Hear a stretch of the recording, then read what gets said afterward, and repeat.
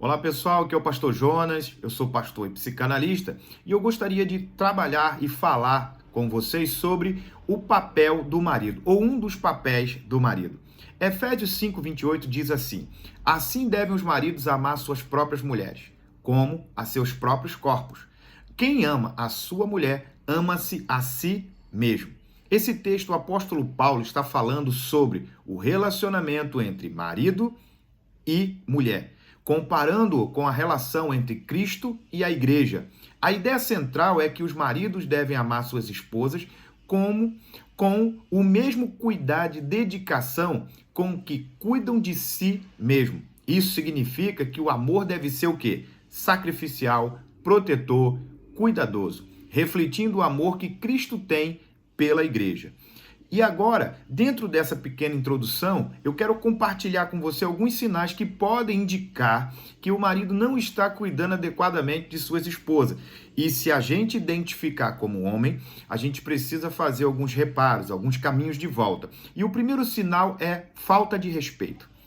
Ele frequentemente critica ou desvaloriza a esposa, seja em público ou em privado. O segundo sinal, prioridades desbalanceadas. Ele coloca outras pessoas ou atividades constantemente à frente da esposa, fazendo com que ela se sinta negligenciada, rejeitada. Um outro sinal significa qual? Falta de apoio. Ele raramente ajuda nas tarefas domésticas ou na criação dos filhos, deixando a maior parte das responsabilidades para suas esposas. Um outro sinal seria desinteresse emocional. Ele não demonstra interesse pelos sentimentos, opiniões, necessidades da esposa, muitas vezes ignorando ou minimizando suas preocupações. Um outro sinal, ausência de afeto. Ele não é mais carinhoso, seja fisicamente ou verbalmente, e não faz gestos românticos ou apreciação, ou palavras de carinho, ou palavras de afirmação com a esposa. Um outro sinal, comportamento controlador. Ele tenta controlar as ações, decisões e até mesmo as amizades da esposa, limitando sua liberdade. Um outro sinal, falta de comunicação. Ele evita conversas importantes ou não se esforça para manter uma comunicação aberta e honesta com a sua esposa. Um outro sinal importantíssimo, desinteresse nas atividades da esposa. Ele não mostra interesse nas atividades, nos hobbies, na carreira da esposa, não apoiando seus interesses pessoais. Um outro sintoma ou um outro sinal, isolamento social. Ele desencoraja ou impede a esposa de manter contato com amigos e familiares, isolando-a socialmente. Um outro sinal, negligência financeira. Ele não contribui de forma justa para as finanças da casa ou toma decisões financeiras importantes sem consultar a sua esposa. Um outro sinal, comportamento abusivo. Qualquer forma de abuso, seja físico, emocional ou verbal, é um sinal claro de que ele não está cuidando da esposa. E assim, a reação de uma esposa diante de uma situação onde não está sendo cuidada adequadamente pode variar bastante, dependendo da personalidade dela, do contexto e da gravidade da situação. Aqui estão algumas possíveis reações das esposas. Quando o marido apresenta esses sinais que nós falamos agora, geralmente as suas esposas vão reagir da seguinte forma: comunicação. Ela pode tentar conversar com o marido sobre como se sente, expressando suas preocupações e necessidades de forma clara e honesta. Uma segunda reação da esposa, busca de apoio. Ela pode procurar apoio de amigos, familiares ou até mesmo de um terapeuta para obter conselhos e suporte emocional. Uma vez que ela se sente insegura, a tendência é ela desrespeitar o seu marido. E se ele não consegue trazer esse acolhimento, ela vai buscar fora, uma rede de apoio. Uma terceira reação, autoafirmação. Ela pode começar a estabelecer limites mais claros e assertivos, deixando claro o que é aceitável e o que não é no relacionamento. Então pode haver bloqueios para com o marido. Pode haver bloqueio justamente por questões de traumas, as negligências, as rejeições passivas. Uma outra reação é justamente o distanciamento emocional. Em alguns casos, ela pode começar a se distanciar emocionalmente do marido, como uma forma de autoproteção. Então, essa mulher vai sendo rejeitada, desrespeitada, rejeitada, se sentindo insegura. Qual é o mecanismo de defesa dela agora? A autoproteção. Ela vai começar a levantar paredes de proteção e muitas delas até pensam se vale a pena mesmo continuar nesse relacionamento. Então, uma outra situação é a busca de solução. Ela pode sugerir ou insistir em buscar ajuda profissional, como terapia de casais, para tentar resolver o problema num relacionamento. Muitos buscam terapeutas, outros buscam amigos pessoais, outros buscam pastores, outros buscam líderes para tentar trazer a solução, para tentar ajudar para que o relacionamento não venha a se desgastar ainda mais e se desgastando ainda mais, corra o risco eminente de um divórcio. Então ela vai buscar ajuda. Enquanto isso, ela vai buscar ajuda, o marido passivo, o marido às vezes grosso, o marido que não tem um entendimento do que de fato é maturidade, né? Porque o casamento é a morte do eu para que nasça o quê? O nós. Então, muitas das vezes, esse marido, por questões às vezes até de traumas de infância, situações que não foram muito bem resolvidas na sua infância, ele acaba repetindo aquele comportamento do seu pai no seu relacionamento hoje. Então, às vezes, ele não quer fazer, ou às vezes ele fez votos secretos lá atrás de quando estivesse casado, quando arrumasse uma esposa, quando tivesse uma família, não repetiria aquilo que os pais fizeram com eles. E geralmente quem não perdoa repete. Então acaba que esse cidadão está repetindo os mesmos padrões de comportamento, repetindo os mesmos padrões de palavras, de gestos, de vícios dentro do seu casamento. E quando você vai cavar essa situação, você vai ver que ele está repetindo padrões da família, ou do avô, ou do pai, ou do tio, ou de alguém, um cuidador. Então é muito importante investigar, muito importante buscar ajuda de um pastor, buscar ajuda de um terapeuta, para que possa esmiuçar, cavar tudo aquilo que está enterrado, para que possa trazer esse homem novamente para o lugar que ele nunca deveria ter saído. Então, mas a mulher, ela busca essa ajuda. A mulher, ela corre atrás dessa ajuda. Porque quando ela corre atrás dessa ajuda, ela está dizendo, na realidade, que não quer a separação. Mas o cara está passivo, na estrutura de orgulho lá em cima, às vezes carregando o senso de justiça própria, não desce, não cede, não renuncia o seu eu e acaba ferindo ainda mais a esposa, que se sente insegura, e chega uma hora que essa muralha de proteção dela vai estar tão grande que a única opção que ela entende por lutar sozinha durante tantos anos é o divórcio. E quando na realidade o divórcio não deveria existir, uma vez que não tem traição, uma vez que não tem agressão, uma vez que não tem ameaça de morte, uma vez que pode-se resolver esses conflitos de uma forma muito interessante e profunda quando tem uma ajuda externa de pessoas sérias que vão poder auxiliar e ajudar a pessoa a sair desse lugar, né, de tanto o marido como, de repente, está cheio de traumas, cheio de limitações e precisa, às vezes, de um start para identificar gatilhos que disparam nele esse tipo de repetição de padrão e comportamento. Mas, vamos lá, consideração de separação. Então, a mulher reage pensando aonde? Uma consideração de separação. Em situações mais graves ou persistentes, ela pode considerar a separação como a única opção para preservar seu bem-estar emocional e físico. Essa mulher, ela vai se desgastando tanto, ela vai buscando solução tanto, porque a mulher, gente, é mais fácil para ela buscar ajuda. A mulher, ela é muito emocional, então quando ela está gritando, quando ela vê que tem uma situação muito desesperadora, que corre um risco de uma separação em qualquer área da vida, ela vai buscar solução. Só que o homem, geralmente, ele faz o quê? Ele se tranca. O homem, ele se fecha. Por quê? Por causa do orgulho. E muitas das vezes a rota de fuga do homem é a fuga. Então muitos homens fogem, assim como Adão. Adão, quando deveria ser confrontado por Deus, quando ele deveria enfrentar o fruto da desobediência dele, o que ele fez? Fugiu. Muitos homens não querem sentar com as suas esposas para conversar, para resolver os seus problemas. Por quê? Porque estão errados. Eles preferem o isolamento, eles preferem a zona de conforto. Eles não querem ser confrontados, por isso que muitos deles não buscam ajuda.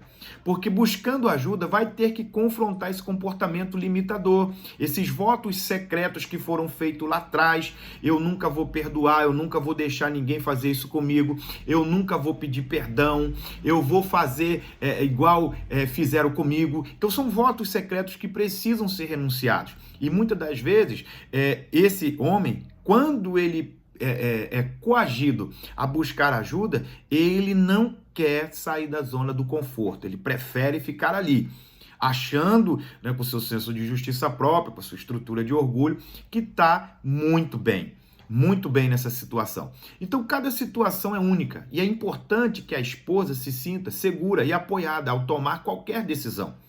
Se você ou alguém que você conhece está passando por isso, busque ajuda de um terapeuta, busque ajuda de um pastor, busque ajuda de um líder, busque ajuda de alguém maduro. Eu sou pastor e terapeuta. Então, como que eu conduzo os meus atendimentos? Eu trabalho ciência e fé. Eu não negocio isso. Então, aquilo que a ciência, aquilo que eu identifico nos atendimentos, que é algo científico, que é algo que a gente consegue trabalhar com o conteúdo da ciência, a gente vai trabalhar. Se a gente identifica que existe alguma coisa espiritual, nós vamos trabalhar no espiritual. E isso tem dado muito certo. Por quê? Porque agora, só que às vezes a gente encontra um pouco dos dois. E a gente vai trabalhar de uma forma onde a gente feche esse ciclo, para que a pessoa não volte a repetir esse mesmo padrão de repetição, de fracasso. Então, muitas das vezes a pessoa está presa em várias terapias, anos numa terapia, o negócio não muda.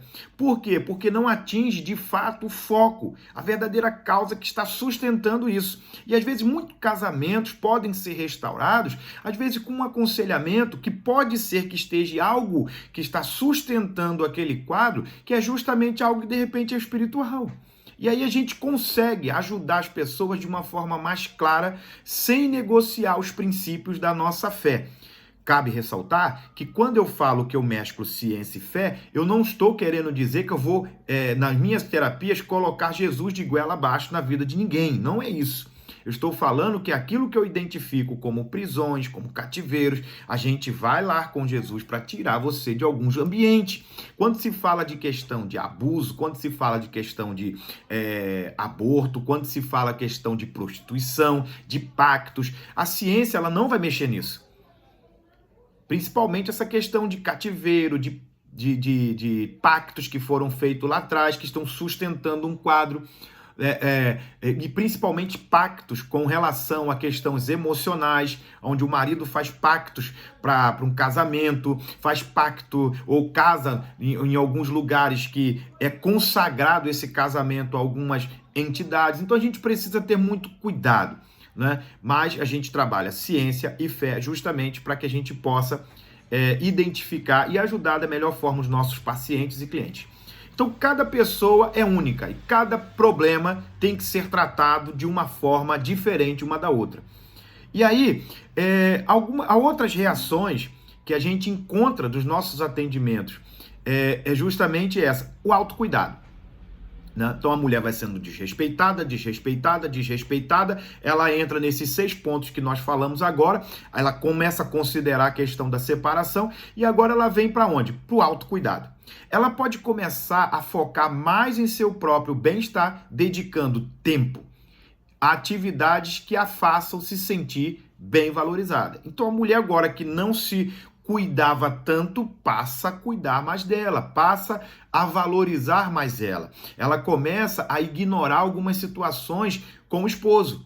Então ela vai buscar algo que preencha aquilo que não está sendo preenchido pelo esposo. Então ela vai buscar o quê? A sua autoafirmação, o seu autoconhecimento, o seu autocuidado. Então ela pode começar a trocar, ela pode começar a focar mais em seu próprio bem-estar, dedicando tempo a atividades que façam se sentir bem e valorizar. Então muitas mulheres vão para academia, muitas mulheres começam a caminhar, muitas mulheres que pararam seus estudos começam a estudar, elas vão focar no autocuidado. Porque na visão dela, eu me doei tanto para esse casamento, para esse relacionamento e eu fiquei parada no tempo. Então agora eu vou cuidar mais de mim, porque me dedicar tanto a esse casamento, a esse parceiro, me trouxe a esse ambiente, a esse lugar. Então eu não quero mais.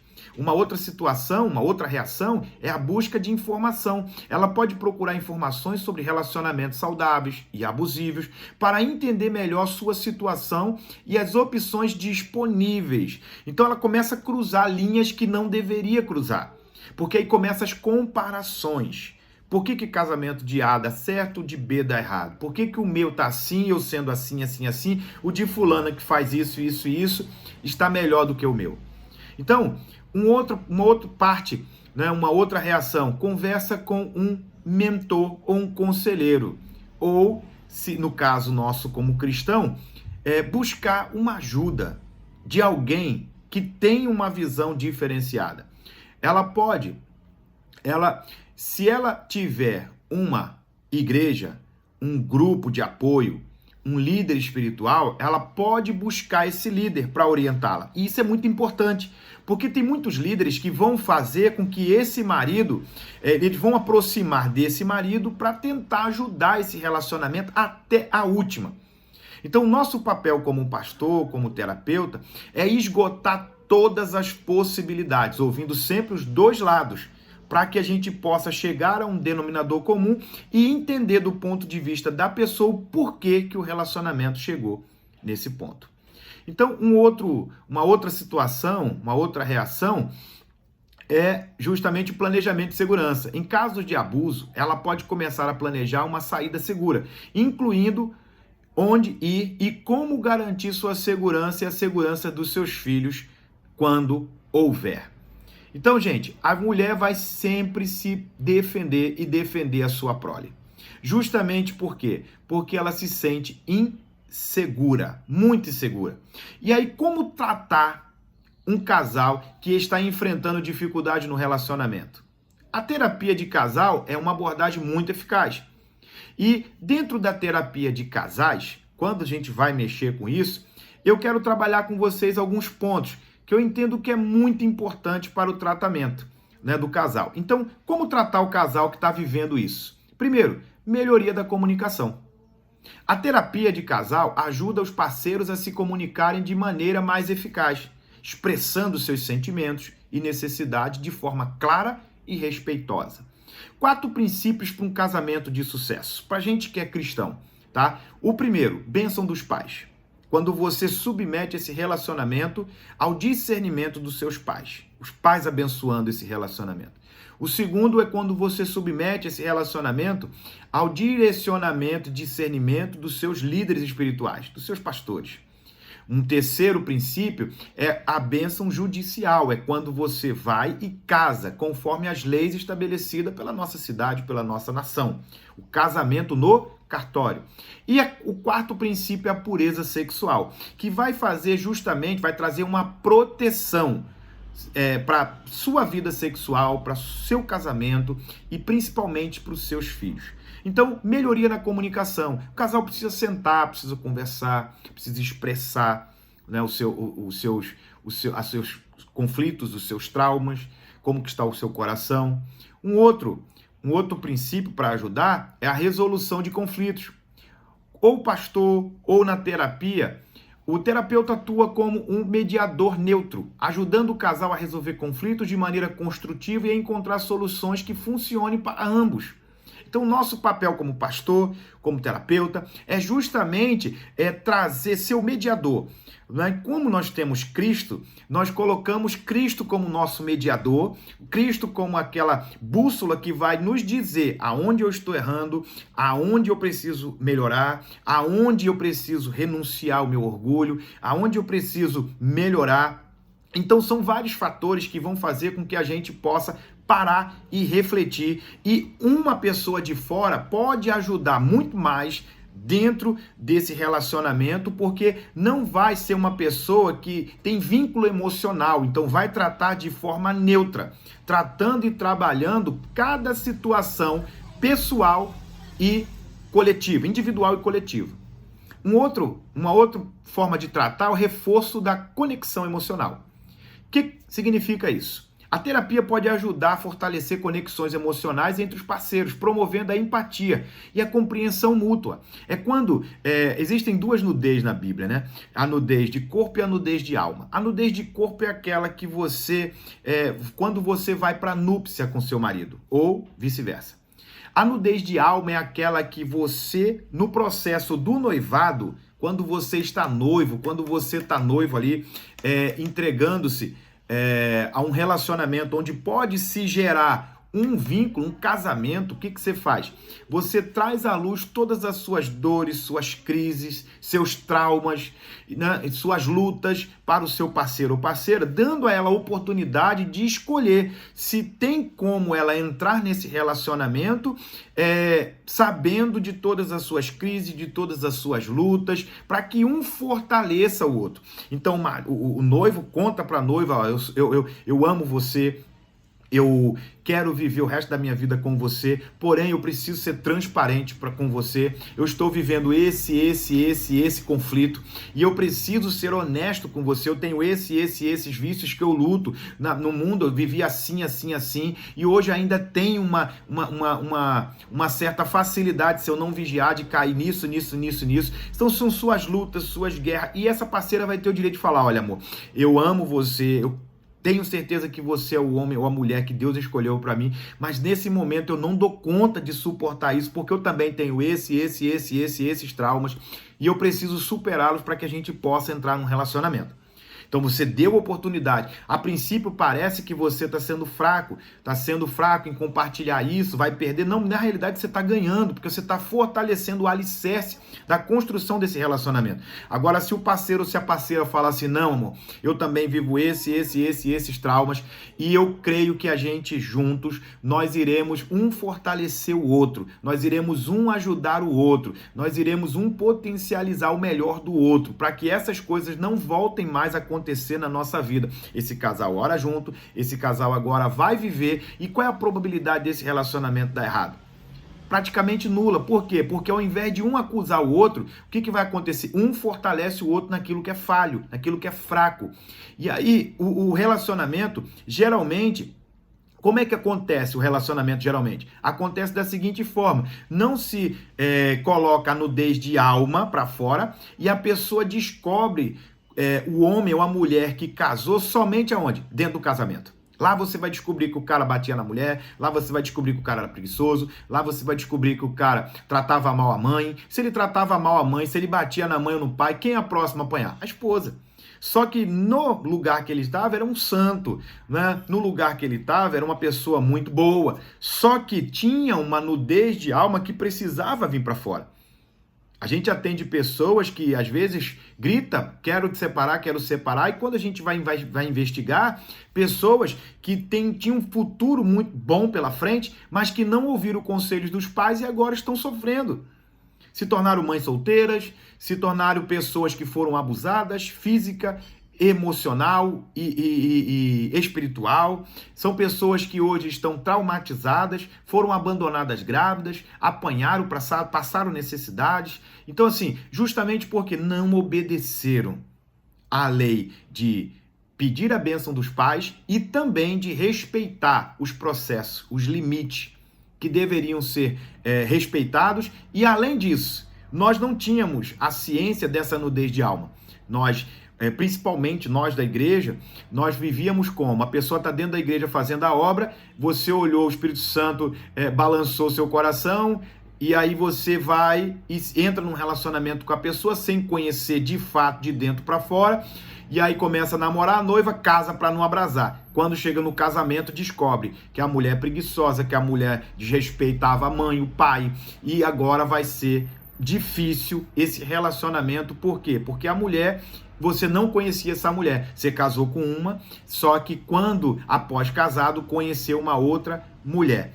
Por quê? Porque não se colocou a nudez de alma para fora. Então, essa situação do reforço da conexão emocional.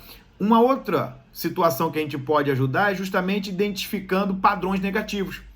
O pastor ou o terapeuta ajuda o casal a identificar e mudar padrões de comportamentos negativos que podem estar prejudicando o relacionamento. Um outro ponto de ajuda, desenvolvimento de habilidade. A terapia ou o pastor ensina habilidades práticas para lidar com problemas do dia a dia, como gerenciamento do estresse, resolução de problemas e técnicas na comunicação. Então vamos parar, não brigue. Quando vocês estiverem muito acalorado, pare, reflita, vá no banheiro, lave o rosto, não solte palavras no momento em que você está nervoso ou nervosa, justamente que é nesses momentos que saem as palavras que ferem muito, que machucam, que magoam. Então, um casal maduro, ele vai refletir e parar. Então, assim, além da terapia ou do aconselhamento pastoral, algumas práticas diárias podem ajudar a melhorar o relacionamento. A primeira qual é? Manter o diálogo aberto. Conversar regularmente sobre sentimentos, expectativas, preocupações. Uma outra prática diária, passar tempo juntos, dedicar tempo de qualidade um ao outro, fazendo atividades que ambos gostem. Um outro ponto que ajuda muito a melhorar o relacionamento, mostrar apreciação, demonstrar gratidão e reconhecimento pelas pequenas coisas que o parceiro faz ou a parceira. Então valorize as pequenas coisas, sempre ligue, elogie, abrace, beije.